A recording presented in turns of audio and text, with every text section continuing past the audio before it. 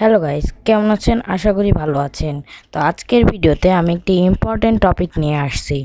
তো এই ধরনের ভিডিও সাধারণত বাংলায় পাওয়া যায় না, তবুও আমি আজকে আপনাদের জন্য এরকম একটি ভিডিও এনেছি।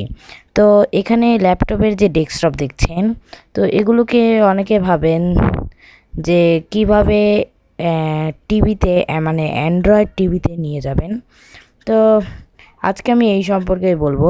তো আজকে কিভাবে অ্যান্ড্রয়েড টিভিতে নিয়ে যাবেন সেটাই দেখাবো। তো প্রথমে অ্যান্ড্রয়েড টিভিতে হোম পেজ খুলতে হবে। অন্য কোথাও গেলে কিন্তু সেটা কাজ করবে না। তো হোম পেজ খোলার পর সোজা যাবেন মাইক্রোসফট এজডে, যেটা কিনা প্রত্যেকটা ডেস্কটপেই থাকে প্রায়। জান তো সবার প্রথমে এখানে যাবেন।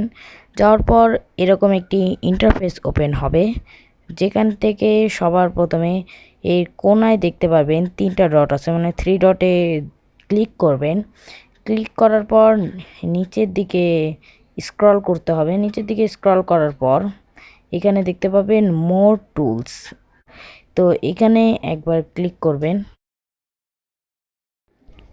তারপর এখান থেকে দেখতে পাবেন কাস্ট মিডিয়া টু ডিভাইস। তো এর মধ্যে একবার ক্লিক করবেন। তো এখানে ক্লিক করার পর সাথে সাথে এখানে বাম কোণায় আসবে, তো এখানে পরে ডান কোণায় চলে যাবে। তো এখানে দেখতে পাবেন কাস্ট ট্যাব।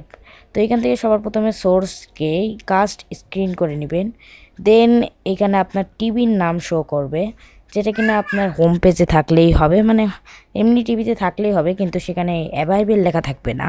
তো হোম স্ক্রিনে গেলেই তারপর অ্যাভাইলেবল লেখা উঠবে। তো এখানে একবার ক্লিক করলেই এটা কাস্টিং হয়ে যাবে। তো দেখতেই পাচ্ছেন ওখানে কিন্তু কাস্ট হয়ে গেছে টিভিতে। তো এভাবে আপনারা ডিভাইসকে কাস্ট করতে পারেন। তবে কিন্তু এই মাইক্রোসফট এজড যে এটা কিন্তু কাটা যাবে না, এটা কিন্তু কাটলে এটা বন্ধ হয়ে যাবে। তো এটাকে মিনিমাইজ করার পর এখানে দেখতে পাচ্ছেন এখানে টিভিতেও ওরকমই হয়ে গেছে। তো এভাবে চাইলে আপনারা ডেস্কটপকে টিভিতে নিয়ে আসতে পারেন। তো দেখতে পাচ্ছেন এখানে পুরোপুরি টিভিতে শো করতেছে।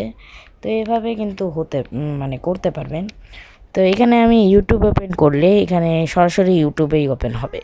তো গাইজ, এই ছিল আজকের ভিডিও। তো এখানে দেখতে পারলেন কিভাবে আমি এটাকে ডেস্কটপকে অ্যান্ড্রয়েড টিভিতে ওপেন করবেন।